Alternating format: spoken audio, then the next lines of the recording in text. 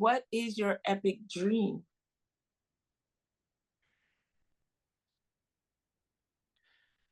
My epic dream is I want to support in one way or be on the team of people who are supporting the imagination of marginalized people all over the world. And it like it doesn't matter. You could be black, white, whatever. You could be like somebody living with a disability. You could be a person who's a veteran. It doesn't matter if you are living in this world and wherever it is on this planet that you're living, and you feel like you are living on the margins of society. I want to be part of the team or the group or community of people that's helping you really tap into your imagination. Because there's no changing our circumstance if we can't imagine it first. We got to imagine it first.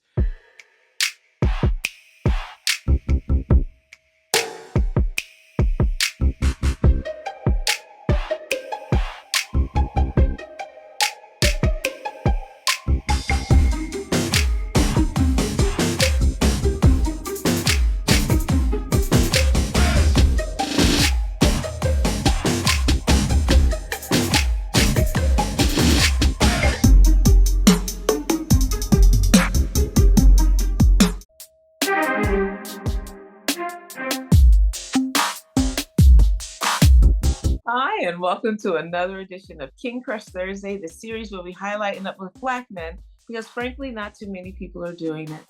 My name is Val Gay, and I'm super excited about this brother today. Let's see. He is a creator, a facilitator, and a leader, and he's an all around awesome young man. His name is Mr.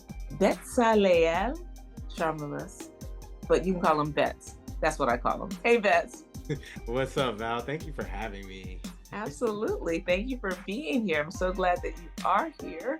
And as you know, your presence here and the answers that you will be giving forthcoming will help us put another wedge in the window of the myopic narrative that seems to be pervasive in the world around Black men. And our goal is to shed light on the few stereotypes that we get to see in the media, particularly. And we know that Black men are as myriad as the number of Black men that are on the planet at this moment. And yet we are limited to just a few narratives. And because ultimately, I would love for a young king who may or may not have positive Black male role models to come to this repository, see the same 6 questions that you're about to answer, and hear answers from hundreds of amazing, positive, and successful Black men, and hopefully find guidance there.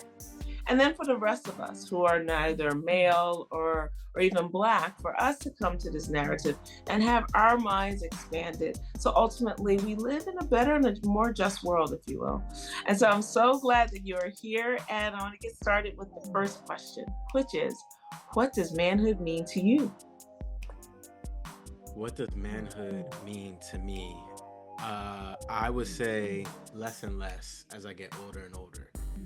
I think that manhood it represents a dictionary that has a bunch of definitions that a lot of people who came on this planet before me put in there and then kind of made me hold.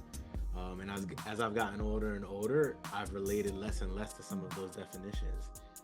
A lot of those definitions I feel like I didn't know I wasn't doing until I didn't already do it, and then somebody be like, "That's not being a man. That's not manhood."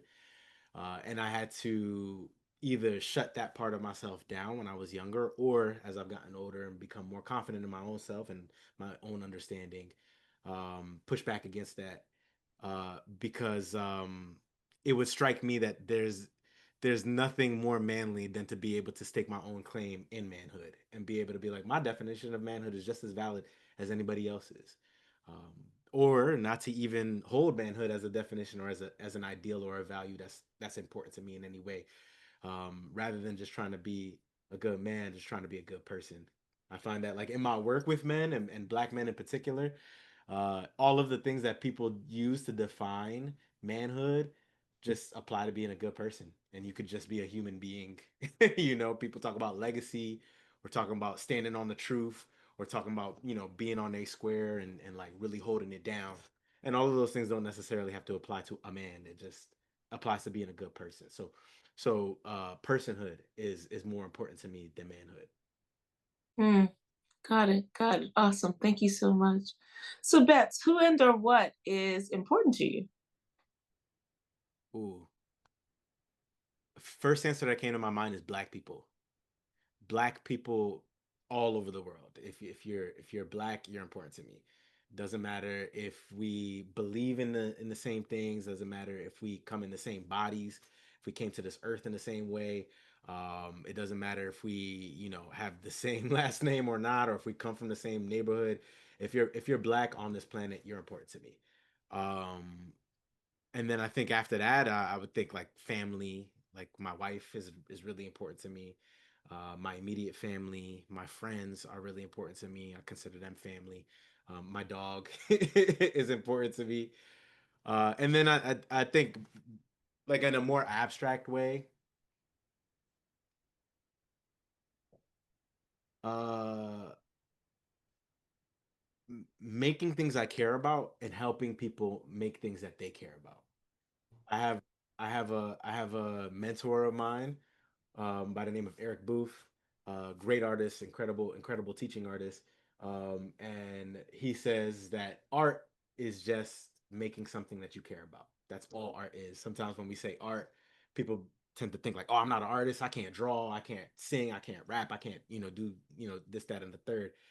But all art is making something that you care about. So if you are an accountant and you made a spreadsheet that you really care about, you just made some art. Congratulations, right? So I think what's important to me is making things that I care about and helping people make things that they care about. That's beautiful. I love that definition. I'm going to give him credit It's for great, right? It's what so I good. started Yeah. to say. Yeah, that's awesome. Excellent. Excellent. Yeah. Thank you so much. Yeah. So, Bets, how do you want us to see you? I think this ties back to my first answer. As a person, as a human being, a full human being. Um, I love to exist in the world in ways that people aren't expecting. I'm the CEO of a national nonprofit, but I don't wear a suit and tie. You know what I mean? I'm wearing a bandana and a chain, and because that's what feels the most natural to me. And I like to walk into spaces, and I don't want people to think just because I'm dressed in this particular way, I can't be that other thing as well.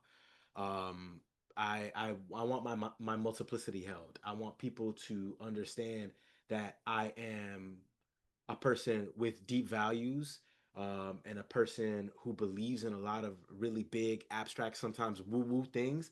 And also, I'm a person who knows I could be wrong sometimes, and a person who's open and willing to learn. I'm a person who sees injustice happening, not only in this country but all over the world, and wants to do something about it and wants to support that. And I'm also a person who wants to take a nap. I'm a person who likes to go eat at a good restaurant, and I like to watch movies. I want to be seen as a full human being. I love that. I love that. That's awesome. Excellent. Thank you. Thank you so much. So, question four is, what is your epic dream?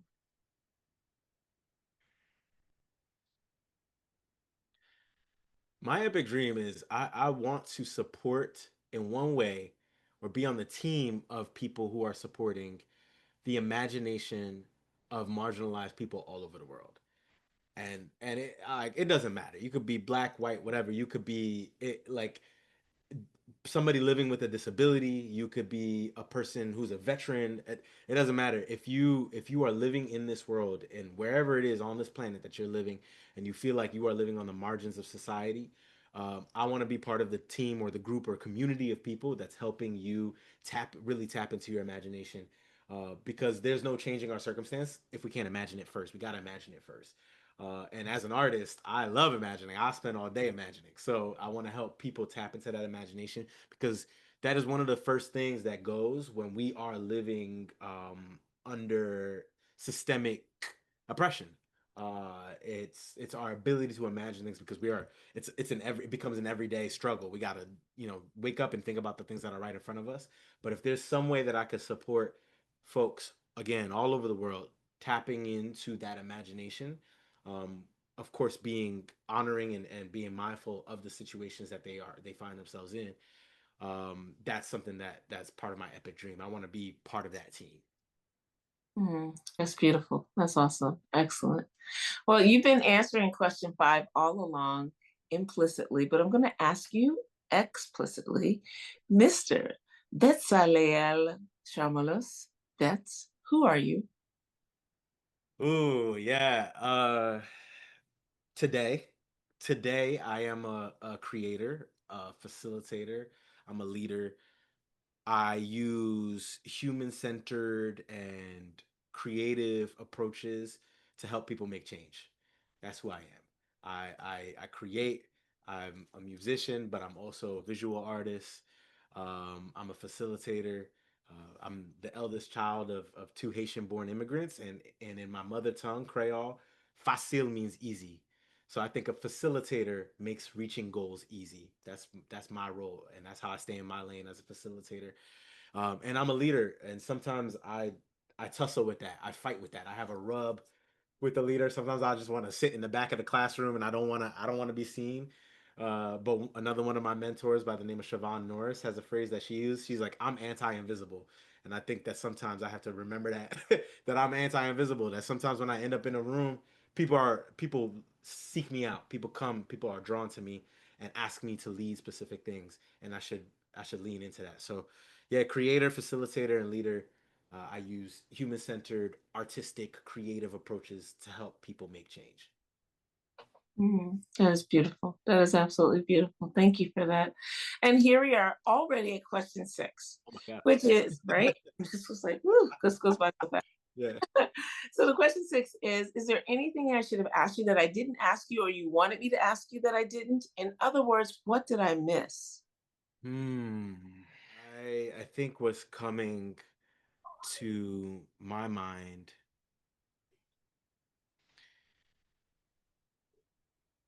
is what is the connection between something abstract like art and something really concrete like running an organization, and how do I do both? And the way I'd answer that is that, to go back to that definition of art is just making something that you care about. And because I care about the work that I do as a leader, as an organizational leader, as a strategic leader, I view all of the systems that I put in place, all the practices that I put in place, all the rituals, the routines, the ways that I interact with my direct reports and my colleagues, and my supervisors, and the vision of an entire national organization or a local organization, all as art because I care about it. I'm able to participate in it as if it is art. And in my specific art form, the art form that I come from, music, it is super collaborative. I come into a studio session with an idea, and the band that I'm playing with, maybe I present the idea, and maybe the drummer has a different thing that they want to add, and maybe the guitarist wants to do something different. And there's a lack of ego. The best ideas win, and that's the same energy and same thought process that I bring to when I'm forming a strategic plan for an organization. That's the same logic and same mindset that I come to when I'm moving into the space of my Black men's group that I founded, and thinking about how to make that more impactful for Black men here in Philadelphia. That's just the energy that I bring to in my interpersonal relationships, right? Like, best idea wins. Let's figure out how to make art together. So those two things, that's how those things are related to me. I think that me showing up as a leader, whether in a formal or informal capacity, it's all artistic for me. That is really beautiful. That is so beautiful. Thank you. Thank you so much for Thank you. those thoughtful answers. And just thank you for your presence in the world. I really have appreciated watching your leadership unfurl, if you will, and just how your actions and commitment to communities writ large just really show up. And I'm very grateful for that. So I honor you, my king. I Hallelujah. pray that your epic dream comes true sooner rather than later. We need it. And I'm just so grateful that you were with us today. Thank you so much. I received that, Val, and thank you. Thank you for shining a light on Black men. Lord knows we need it. And hopefully, as this light gets shined on us, we are able to shine a light on this as well. Awesome. Thank you. Yes, yes, yes. Thank you. Stay right there because I want to thank the audience for joining us. I hope that you enjoyed this conversation as much as I did. And if there is a positive and successful Black man in your life who you want to hear from and see in this forum, please click the link below or in my bio, fill out the nomination form, and we'll take it from there. I always say that success does not equal what a man does for a living. That's just really articulated it beautifully. We didn't lead with what he does for a living. We led with who he is. What he does happens to be secondary, happens to be spectacular, but it is secondary to the content of his character. I am really interested in the content of men's characters and how they are impacting the people around them, starting with the nuclear family and then spreading out writ large to the rest of us. And so I am really grateful and look forward to having more of those brothers in this forum talking with all of us. So in the meantime, please stay tuned next week for yet another amazing king. And please remember to spread love and have a